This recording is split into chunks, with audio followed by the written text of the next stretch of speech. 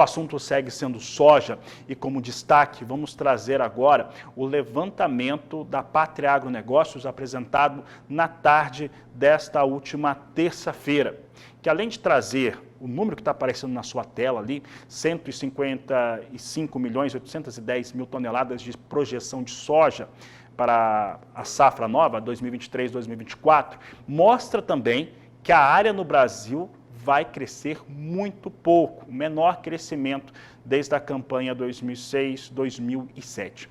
Para falar a respeito deste assunto, nós vamos conversar agora ao vivo pela internet com o Matheus Pereira, que participa desta edição conosco. Está lá o Matheus está lá no Mato Grosso e participa conosco. Matheus, o que esses dados iniciais já apresentados pela Pátria mostra em relação principalmente à crença do produtor neste momento dos negócios, para milho, para soja? Vou colocar aqui mais coisa no meio, para boi gordo também. O pessoal está muito mais conservador, existe muita insegurança hoje na produção rural brasileira. O que nós podemos resumir deste crescimento, principalmente, de área na safra nova? Boa tarde, seja bem-vindo. Dale, meu amigo Fabiano, prazerão estar aqui contigo mais uma vez, falando com todos que nos assistem agora. Estou direto de Cuiabá, hoje, fugindo um pouco do tradicional, de estar sempre aqui do escritório da Pátria, em Goiânia. E o que a gente tem observado por agora, Fabiano, de fato, é essa incapacidade, né? Esse horizonte ofuscado ao empresário do setor rural para 2024, que vem desde ofuscações, né, no âmbito político e agora também com as projeções de receita, né? A gente tem aí, Fabiano, desde 2007, né, a soja subindo com mais intensidade do que 1, 2, 3% ao ano. Para 2024, né, projetamos um crescimento de área total de algo em torno de 0,48%, 0,5%, o menor crescimento dos últimos 17 anos, de fato refletindo essa incapacidade do produtor em projetar o que realmente vem pela frente.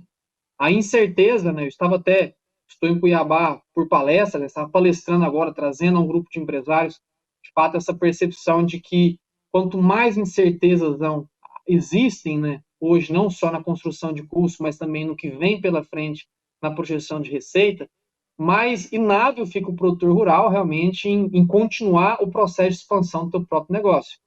Não só no âmbito, né, das incertezas mercadológicas, Fabiano, mas também temos um clima muito desafiador pela frente, né, que vem trazendo aí grandes inseguranças, né, com a chegada desse eventual super El Niño classificado agora para território norte-americano. Então, é algo que vem realmente assombrando os bastidores do mercado, Fabiano. Temos aí uma área com crescimento pouco relevante, assim dizendo, né, que é realmente uma classificação, né, um resultado, né, de muita insegurança, né, um horizonte muito turbulento pela frente, Fabiano. Matheus, enquanto a gente fala, o pessoal tá participando. O Leomar Aquino, aqui de Naviraí, no Mato Grosso do Sul, mandou uma mensagem e ele está dizendo que, além de todas as questões climáticas que o Matheus citou, de mercado, que é negociação, isso não depende só de quem produz, depende de toda uma cadeia produtiva, o Leomar tem razão, mas ele aponta aqui o marco temporal como uma das preocupações, no caso dele aqui como produtor rural, para estar extremamente desconfiado para investimentos. Em relação às questões agora de política interna e também da legislação brasileira, você tem visto, conversando com produtores rurais, essa sensação de insegurança, principalmente em relação ao que está sendo apreciado no STF, fugindo até um pouco da questão mercadológica, Matheus? Sim, Fabiano, é algo até um tema assim do que eu venho ressaltando, né, subindo essa bandeira nesses eventos que faz por todo o país, né, por todo o nosso Brasil, de que muitas vezes a decisão do produtor rural não é simplesmente vou lucrar ou não. De fato, é a certeza que eu tenho de talvez não contrair já todos esses anos, décadas, né, quase em algumas famílias aí centenas de anos dedicados à atividade, que acabam podendo trazer muita insegurança, né, dado o que vivemos hoje. A insegurança mercadológica ela é um dos fatores, porém a política legislativa dentro do nosso país também é um ponto, né, que leva muita preocupação à classe produtiva, né? Em especial agora também essa reforma tributária que vem trazendo tirando o sono de muitos produtores rurais, né, que até o momento a grande maioria deles conseguem, né, ter benefícios aí de expansão de área, em especial, né, para aqueles produtores de matéria-prima, né, que não se resguardam exclusivamente aos produtores rurais, mas também em minerais aqui do nosso país. E toda essa mudança, né, que a gente vem sofrendo, a potencial mudança na carga tributária do nosso país, né, esses movimentos políticos em Brasília, eles trazem ainda mais um fator que gera a indefinição do planejamento. O produtor rural, que por si só, né, já é, quando eu digo produtor, eu englobo também os pecuaristas, né, que por si só já são pessoas que possuem, né, um senso de otimismo muito apurado, né, aonde é necessário o otimismo para a sobrevivência na atividade, né, não é fácil hoje você comprar uma reposição enfim, visando o engorde de 2 anos, 3 anos, sem saber o que vai estar recebendo um arroba daqui 18 meses, 24 meses. É muito complicado você enterrar centenas de milhões, né, dentro da terra, enfim, torcendo para que haja chuvas regulares para você ter um ciclo saudável.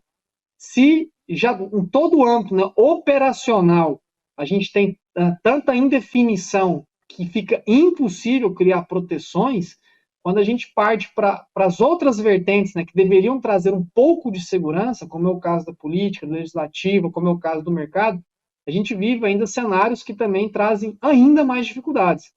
Então, o que o produtor rural, em termos gerais, pecuarista, o agricultor, vem vivendo no nosso Brasil, é um somatório, Fabiano, de um cenário onde que desestimula realmente a atividade, desestimula a intenção realmente do crescimento em mais um ciclo, né, diante de um horizonte sem grandes, enfim, sem grandes respostas. Tá? Então, o produtor, em termos gerais, deste ano, eles visam uma intenção mais protecionista, um planejamento mais de sobrevivência, que é essa a grande mensagem que realmente o setor tem passado por agora. Vamos tentar sobreviver à safra 23-24. Muito bem, Matheus. Safra 23-24 tem questões de risco em relação à rentabilidade. Questão do seguro rural também é complicadíssimo, principalmente para os estados do Sul. A gente fala com produtores do Sul diariamente e realmente o plano agrícola pode ter acertado em alguns fatores, mas em outros fica muito aquém.